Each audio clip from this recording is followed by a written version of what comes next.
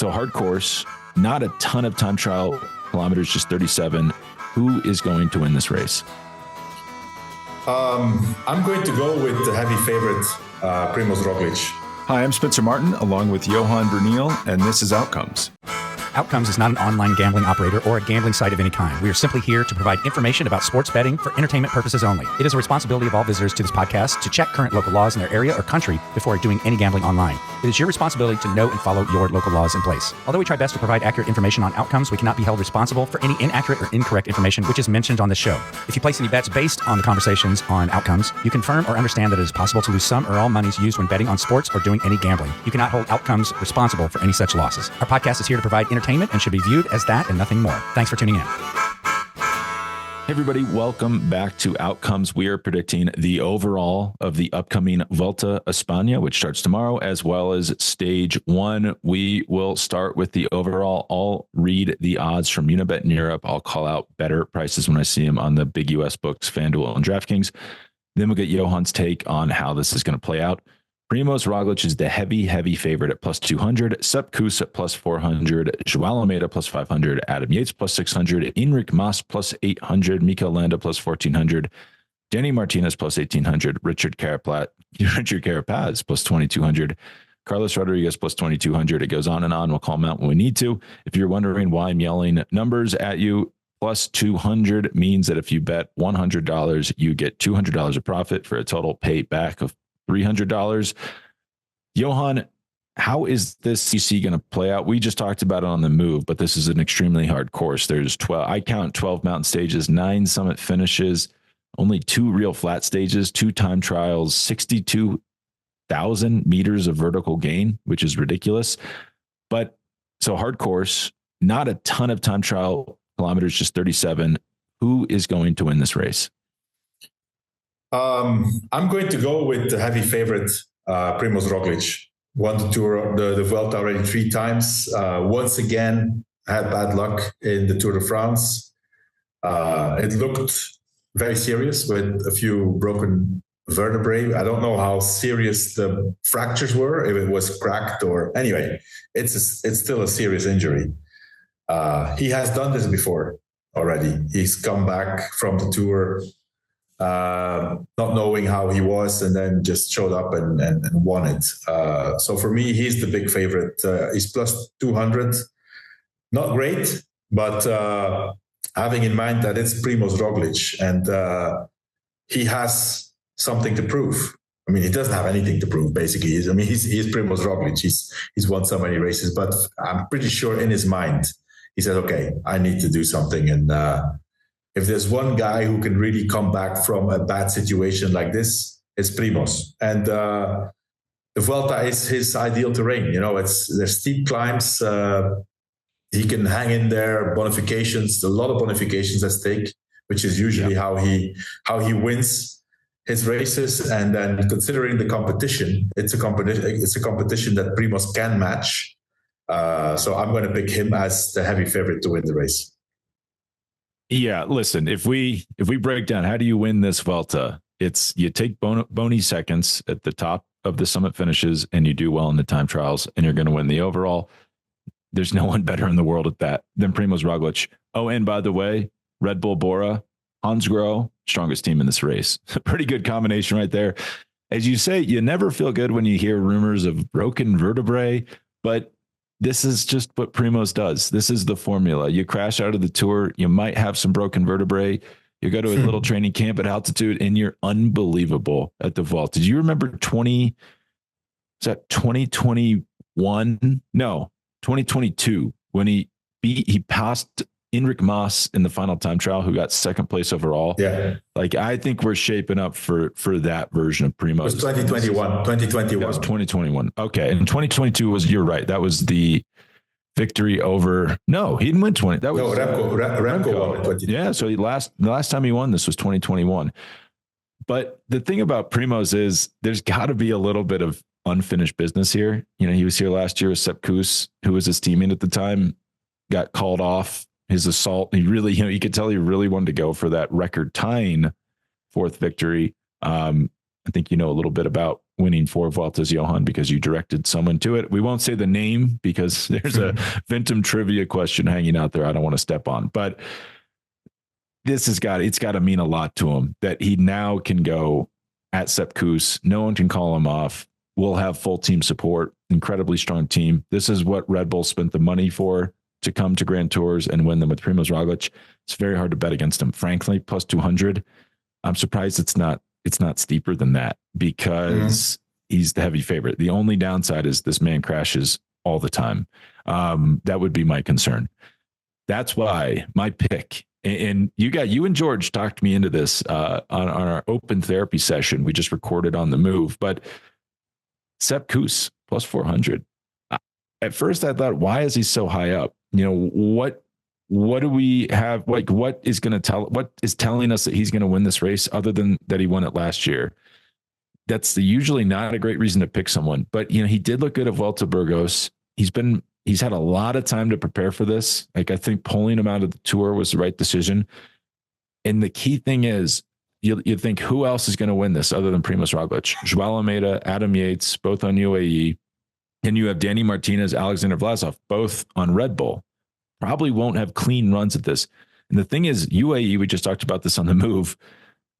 I worry that without Tadej Pogačar, they deflate like a souffle, you know, is not been cooked correctly. And they're just like they have all these leaders they're bringing to the race. How's that actually going to play out? And all these guys, like with Almeida and Yates, they were so good at Swiss, so good at the Tour. Can they realistically sustain that for 3 weeks into September?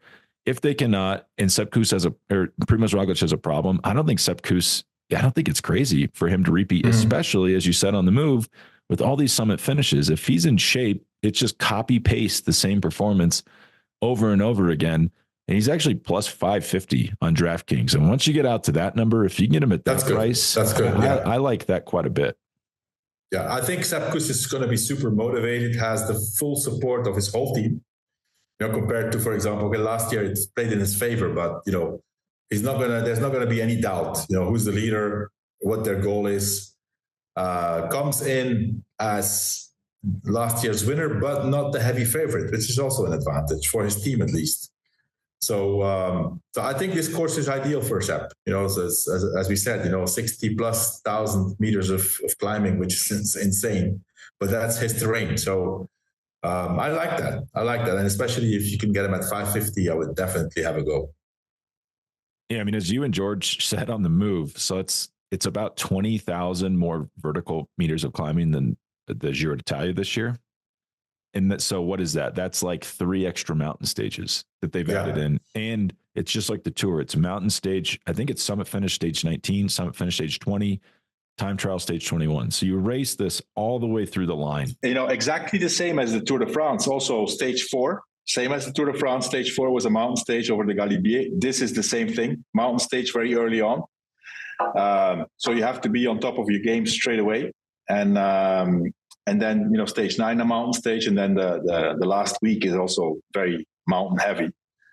So it's going to be interesting to see, you know, my concern for Primož is he going to be good enough already from the start to not lose time?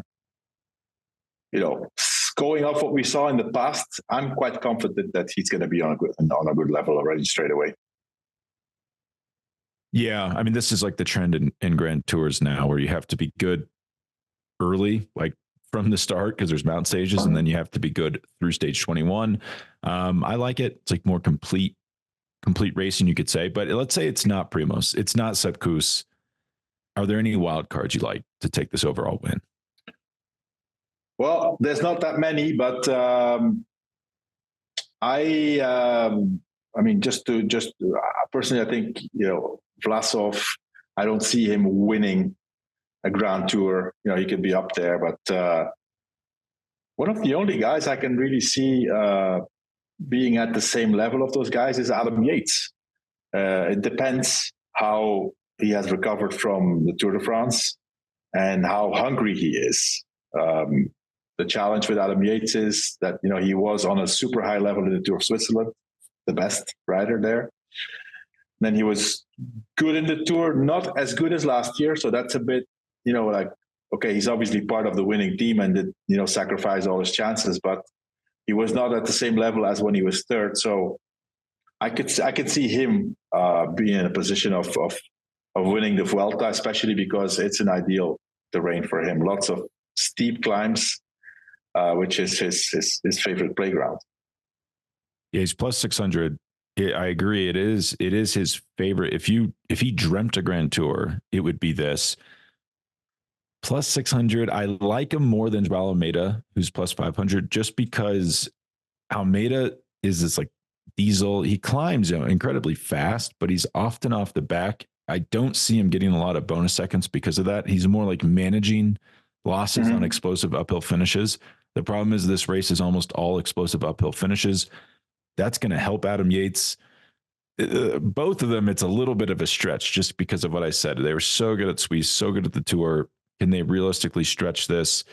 If I had to pick one person on UA, it would probably be Yates, but I don't know how good I feel about that whole team. I just have a lot of questions.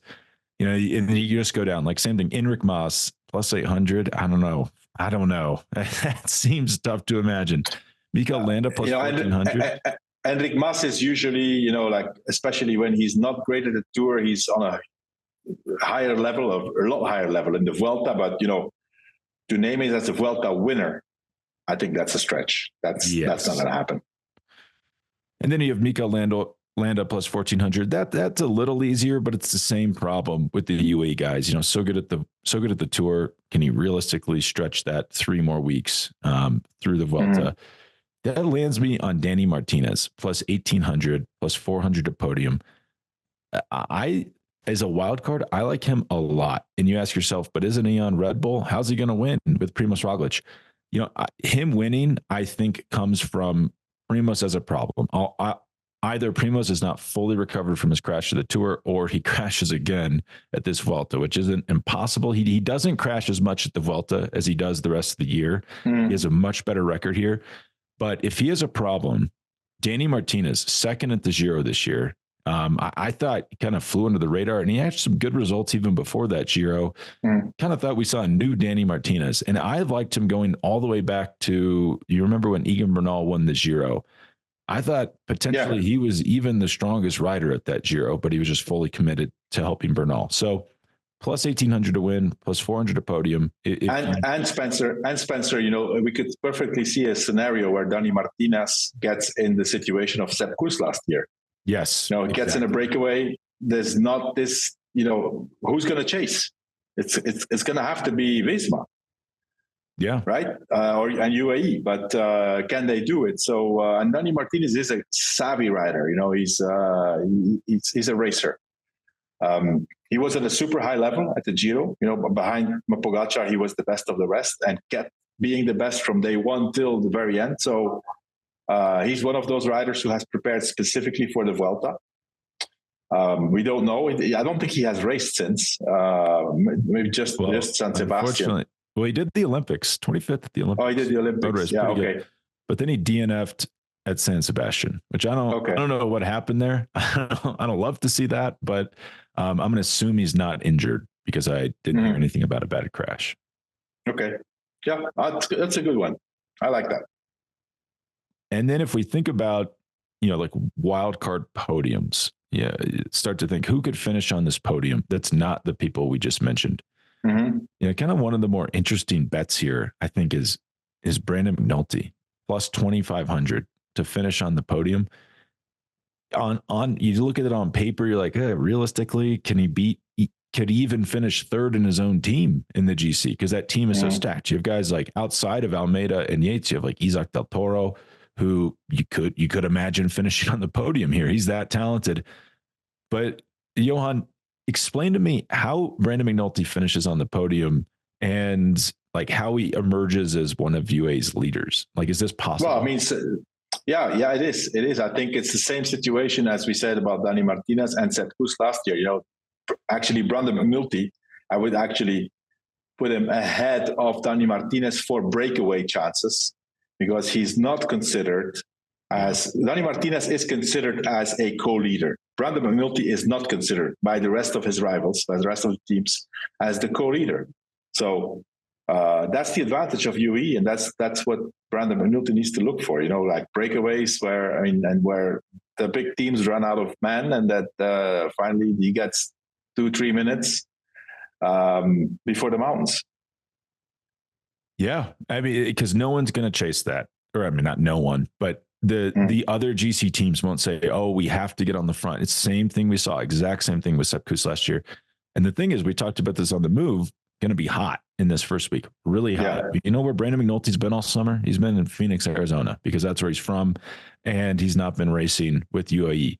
So, if you really wanted to like start reaching for reasons, I would go for that. Like the guy is not going to be rattled by these high 30s, like Celsius, 100-degree Fahrenheit days. I kind of like this a lot for a wild card podium pick plus 2,500. Yeah, that's a good one. Podium for Brandon McNulty. Good. I'm buying it. And so this takes us, do we want to bet on, I don't fully, I hate to admit this, I don't fully understand like the green jersey at the Vuelta. It's usually the GC winner that wins it, right? And already, Spencer, if there's 12 mountain stages, the points are for the climbers. So usually it's one of the guys who's up there. Although I think a few years ago, Mats Pedersen won it, right? There's obviously more points for the non-mountain stages, but if there's 12 mountain stages already, then Wout van Aert is the candidate for the points jersey. He's an all-rounder. He's in great shape. He'll win a few stages, and then in some other stages he can score. It depends on the development of the race, and if there's a few breakaways in mountain stages where the top guys don't take the full amount of points, then it's possible. I agree. I worry about the breakaways, but here's just like the odds on FanDuel. Wout van Aert minus 125. I'm like, that's pretty steep. Yeah. Caden Groves plus 250. Don't pick Caden Groves. Primoz Roglic plus 650. That's pretty good price for he could win. Like, you'd see him winning like 5 stages here and getting a lot of points. I would think about that. That's one that really stuck out to me, that it's like, does Wout win this? Probably, but minus 225, that's a really steep price. I would look at that Primoz Roglic plus 650 for the points jersey. Yeah. Before we talk about stage 1, let's take a break to talk about this episode's sponsor, which is Factor Meals. With the Vuelta a España coming up, it's just tomorrow. What gets really tough for both Johan and I during that time is taking time to prepare healthy meals for ourselves. And that's where Factor Meals, they're always fresh, never frozen meal kits are hugely, hugely helpful to us. I just got back from a few months in Europe. I came home, nothing to eat. What was waiting for me at the front door? A whole bunch of Factor meals. So that's been life-saving for me this week. I've just been tossing them into the microwave, or you can do convection oven, warm them up in just a few minutes. You go from no meal, no prospects of eating whatsoever, to a nutritious meal with chef-crafted meals with options like Calorie Smart, Protein Plus, and Keto. You can just go on their website. You pick exactly what you want. They deliver it straight to your door. And their meals are all dietitian approved and ready to eat in just 2 minutes. So no matter how busy you are, and we are quite busy during these grand tours, you'll always have time to enjoy a nutritious, great tasting meal. I am incredibly, incredibly lazy in the kitchen, especially when I get busy. So I cannot promote these enough and tell you how much they save me during these busy times. And the biggest thing that I like is, as I said, I'm incredibly lazy in the kitchen. There's no cleanup or prep. You have the meal in the kit, you pop it in, you warm it up, you put it into a bowl, you recycle the packaging, and it's that easy. You get restaurant quality meals that feature premium ingredients like filet mignon, shrimp, and blackened salmon, and much, much, much more. So if this sounds like something you want to do, if you want healthy meals that taste good in almost no time, in just 2 minutes or less of prep, head to factormeals.com/themove50 and use code themove50 to get 50% off your first box plus 20% off your next month. Again, that's code themove50, the move spelled out 50, which is the numbers 50 at factormeals.com/themove50. And again, you'll get 50% off your first meal box plus 20% off your next month while your subscription is active. All right, let's get back to the episode. So that takes us to stage one, flat time trial, pretty straightforward time trial in Lisbon, Portugal tomorrow. They are doing it in the daylight this year, unlike last year where they did it after dark. So that gives us a cleaner sample. I will, when I can find them, I will list off the odds. I'm on the classifications. Let me get to the stages. But so stage one, hold on to your hats, folks, because you're going to have sticker shock here. Josh Tarling, heavy favorite, minus 250. Wout van Aert plus 325. Jay Vine plus 1400. Brandon McNulty plus 1800. Stefan Kung plus 2000. Primoz Roglic plus 2500. Joao Almeida plus 8000. Matej Catania plus 8000. That's pretty wild. The guys that are that good at time trialing are that steep. But Johan, who do you think wins this very straightforward, very fast time trial? Joshua Tarling wins the time trial, barring any problems. The huge power, ideal distance for him, pure specialist, and missed the Olympic gold medal because of a mechanical. He's winning tomorrow. I have no doubt. Yeah, I don't even know if this is allowed on outcomes. I'm picking him too. He's minus 250. He's actually, I found him minus 240 on FanDuel. So there's your best price. Unless he, I know they do it along the water. Maybe he falls into the ocean. That's the only way he doesn't win this. I am also picking Tarling. I will say, if he doesn't win, I'm also trying to find podium odds. Someone's got to finish on the podium.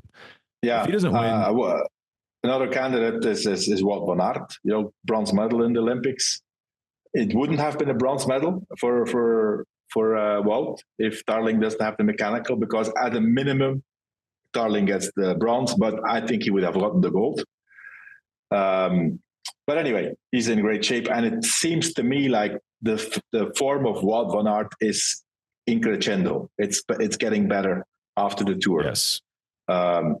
So ideal course for Wout. Huge power, ideal distance. If Tarling doesn't win, it's Wout. Yeah, it's big power. He's plus 340 on DraftKings. That's the best price I could find. It's big power. They're going to do it in like 13 minutes, 12 kilometers by 13 minutes, which is wild. I mean, you have to be. There's not many riders. Let's say 14 minutes, Spencer. 14 minutes. It's 13 minutes. Not many riders.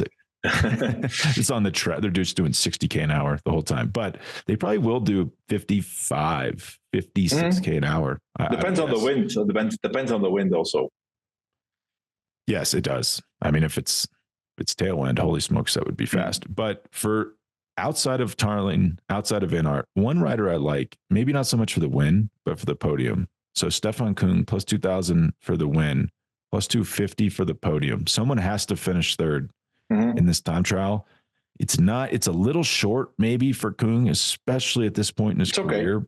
But you look at who can, it's going to be like a 500 watt effort for that amount of time. There's not many riders who can do that. I like Kung to finish third. Yeah. I think the top four, in my opinion, is Tarling, Wout, Kung for sure, and Primoz. Yeah. Primoz is plus 400 for the podium, plus 2,500 for the win. I would do plus 400 for the podium for Primoz is a good one. He's going to be up there. Yeah, I agree. I think he is very, very, very used. I mean, usually he comes in hot, especially when it's a time trial. Yeah, the only rider that comes in hotter is Remco Evenepoel, and he's not here. So yeah. Yeah, I'd say that's your two podium picks: Kung plus 250, Primoz Roglic plus 400. Almeida will be up there. I would just guess fifth, but I don't know if he's going to finish on the podium, and I don't even think it's worth plus 8,000 for the win. It would have to be maybe the Portuguese prime minister comes out and like motor paces him. to a win here, but unless that happens, I don't know if I would go that far even. So a few stage one head-to-heads that I found interesting, Johan. This is on FanDuel in the US. Primoz Roglic minus 164, Joao Almeida plus 120. I think Primoz. I agree. I think that's almost underpriced. So number 2, Sepp Kuss minus 136, Enric Mas plus 102. Remember, this is stage 1, not for the overall. Sepp Kuss. Sepp Kuss. Wow. I mean, you could imagine Mas putting up a stinker here. I think it's very simple the logic behind it is that Enric Mas has not raced since the tour. He's going to ride himself into the Vuelta again, and Sepp Kuss comes in hot off Burgos with competition in the legs. They're both not great time trialists, but I think Sepp Kuss gets this one. Well, I'm looking at stage 4 of Burgos, which was recent. It was a 18.5 kilometer time trial. Sepp Kuss finishes just 43 seconds back. So that's pretty good, actually, for a rider like him. So Adam Yates minus 116, Carlos Rodriguez minus 116. Kind of like Yates here. Yeah, 2. Yates. Yeah. Danny Martinez minus 116, Isaac Del Toro minus 116. The reason it's like this is the book is taking a cut. It's actually not fantastic when they do this. Yeah. Yeah, but Danny Martinez. I agree. I mean, well, I guess to play devil's advocate, does Del Toro come out and just smoke this? Now I'm kind of worried about that. But Martinez, as you say, he can defend himself in a time trial. He's pretty good. Yeah. Mateus Scalmoza minus 116, Antonio Tiberi minus 116. Tiberi was very good at this Euro. Yeah.